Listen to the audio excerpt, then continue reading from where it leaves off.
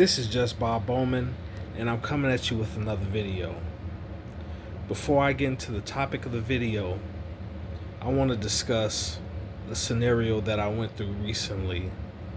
And I know that, things happen and people have different opinions and different feelings on things. So, overall, I don't take any offense.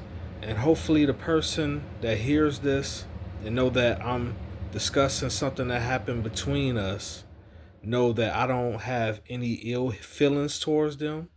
Um, I respect their boundaries.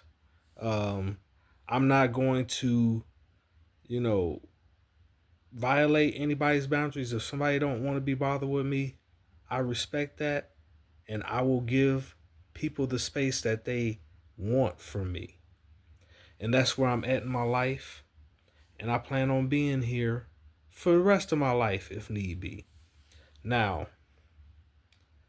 um, there was this woman who I met through some mutual friends, and she seemed really nice, really friendly, and I liked her.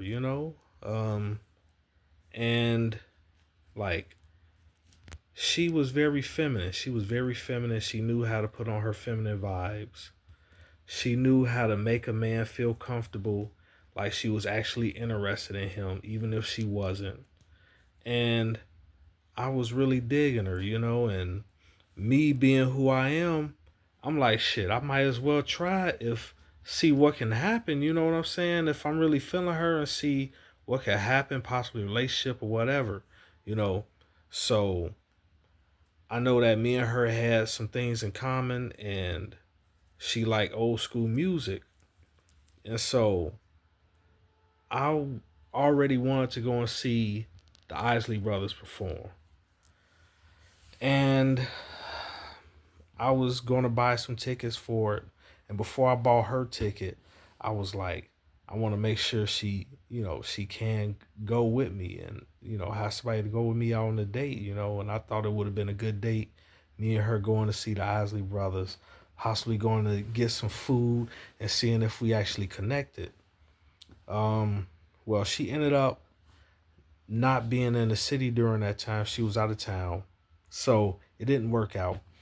And I was like, well, whenever you get back, we can try to link up and do something else. And this was like next to the last person I tried to attempt to even ask out on a date here in the States. So, she was like, okay.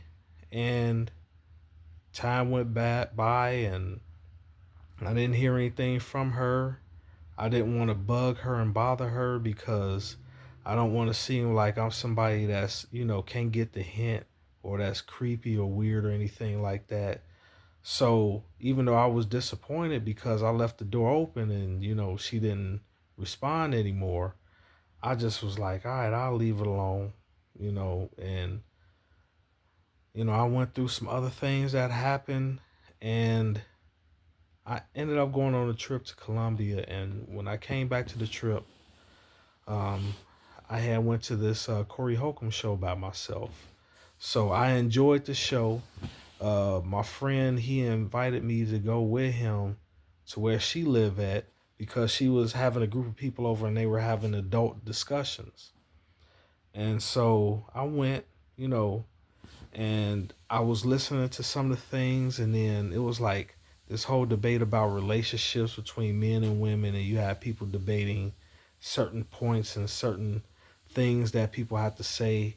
And I know that there were points that people didn't agree with me on, and there were points that I didn't agree with others on. And she went to talk, and at one point her emotions got into it because she talked about we need to have families and to keep this community going, the so-called black community going, which is true. If you want the community to continue, it's going to have families to keep it going. And she was talking about how she see men trying to live different lives, like had two different type of households, not being satisfied with one household. You know, they have a good woman that's trying to push them to do better. They don't want to do better. They'd rather just, give up and move on to the next lady and don't even worry about them. And then I brought up the fact that there are 50% of men in the so-called black community that are single and childless. And most of the men that have like two sets of families where they have multiple children, these women are picking them. And I brought that up, and it was like, soon as I brought that fact up, she went like radio silent.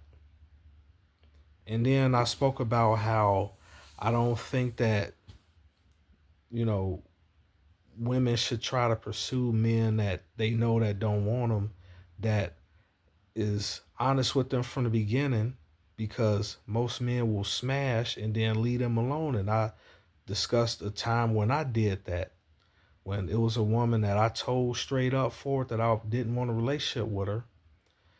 Me and her, we did our thing, but she was trying to get super close to me, and I was like, no, and I had to pull back because I told her what it was from the beginning. She wasn't my type. And like the women reaction to when I said that in the group, they were like, oh, these men don't know how they be just mistreating women and all this, and y'all shouldn't even be bothering with them if that's how y'all feel. And then it's like, okay, I get it.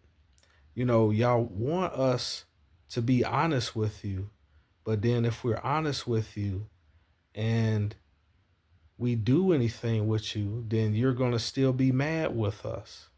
But if we actually want to be with you and you don't find us attractive, you expect us to just deal with it. And if we can't get the woman that we want, you expect us to deal with those women that we don't want. And it's like we have this thing in society where the women want the first right of refusal. Like, a man can't tell her no. If she wants to date him, he has to do it. And if he don't, something is wrong with him. He's gay. He's a narcissist. He's all these things. But if he does it and she don't like him, then she can quickly drop him. Or if they do something and she likes him, he's expected to stay with her because they got intimate. Even if he was honest with her from the jump that he didn't want that from her. But she's like, well, I want you now, so you're stuck with me. And even if he likes her and they do something and she doesn't want to be with him, then she has that right to just dismiss him, but he doesn't have the same privilege. And this comes to the fact of this topic of we are not slaves. Women talk about equality. They talk about wanting to be treated equal to men as far as getting the same amount of respect, getting the same amount of honesty, getting the same amount of money, but they don't want true equality. Yeah, they want to make six figures for themselves, but they want the man to make six figures or better so he could pay all the bills and she could keep all the money to herself, have her escape route if things don't go right. And then if she really don't like him, she'll be using him for his money, but taking his money and some of her money and spending it on the guy that she actually wants. Which I've seen plenty of times happen. And one thing that I noticed when she was dead silent about when I said about the 50% of men being single and fatherless, and she didn't count those men in her mind. Like those 50% of single, childless men didn't count in her mind because they are the men that most women do not want. And those are the men that are supposed to be the cleanup men or the eunuchs, to make it even worse. The men that are doing the bidding for women, giving up their money for women that they don't want just so they can be left alone. Just so they won't have the shame of being called a narcissist or being called gay or being, humiliated publicly just to appease these women. Like, this happens. And I've had to deal with it all my life. And I'm at the point to where I'm tired of it, where I'm going to say what I have to say and do what I have to do, even if that means that I have to leave the community alone 100%. I've already proven that I'm willing to do that. And I'm doing it in a respectful manner, even though there are individuals that do not respect me because I'm not going along with the program. You see, one thing that they have to understand is that we are not slaves. And if they do try to bring it back, do you think the majority of us are going to accept it and just be like, forget it?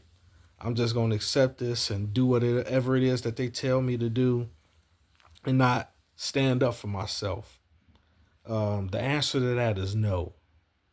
As a matter of fact, most of us are willing to transition to the other side in order not to live that type of life. I know I am at this point. I have shown through my actions that I am not a slave to what everybody else thinks that I should do. I'm going to ultimately do what's best for me. Sometimes I don't even do what I want to do because I'm doing what's best for me. And with that being said, if I'm not doing what it is I want to do all the time, what makes you think in your right mind that I'm going to do what it is you want to do? It doesn't matter if you try to force me. It doesn't matter if you try to put rumors out about me. It doesn't matter if you ostracize me. It doesn't matter, because eventually I'm going to come up with a solution to help myself. And it might not be a true solution. It might be a trade-off, but I'm going to get something out of the deal that helps me become content in life. And I've shown that ability to do that. And I'm going to do that in all aspects of my life when any type of obstacle comes my way. Sometimes I know I can't get over that obstacle or get past it. I have to gnaw my way through it until I get past it, get through it all the way. That's what happens sometimes.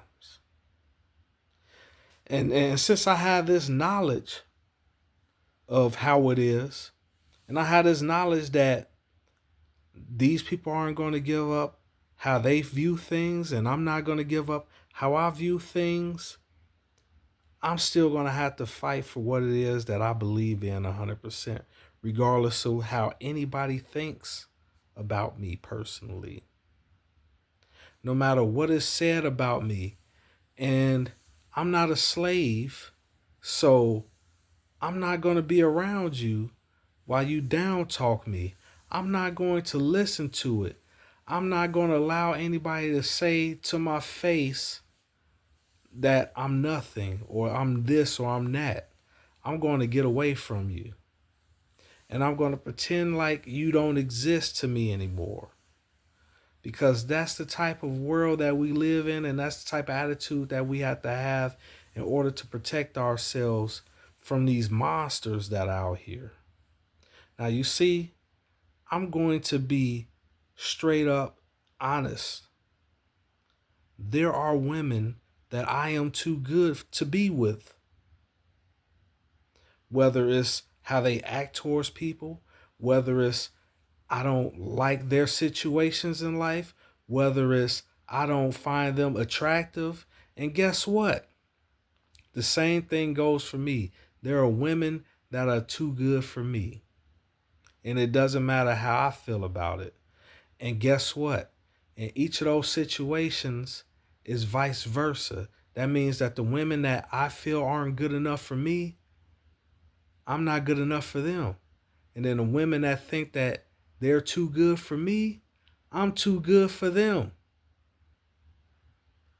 You see, there's more than one way to look at things in life. And I know that I have to bow down to certain situations in life. And I do the best that I can to be cooperative when I must do it for survival. But when I'm at this point to where it's like, hey, I know what it is. I know how the feelings and thoughts are out there is. I don't agree with it. I have to do what's best. So since we're not slaves and since you don't want us, you should have no problem with us searching for where we belong. Because honestly, we don't belong here if we're getting treated like that. And you could say, "Oh, that's not true. You do belong here." Where do you think that somebody is going to want to sleep in a pile of crap their whole life if they see a vast majority of land out there where they can get better treatment, better beds, better quality? But no, you tell them that they're supposed to sleep on this pile of crap because this is what was told to them throughout generations of the type of people that they are, their value. You try to put your perception of their value on them.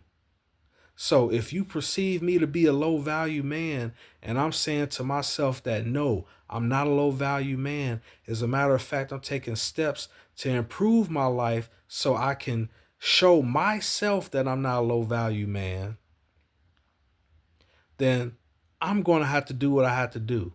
And that's get away from you people. Because you people are not my people.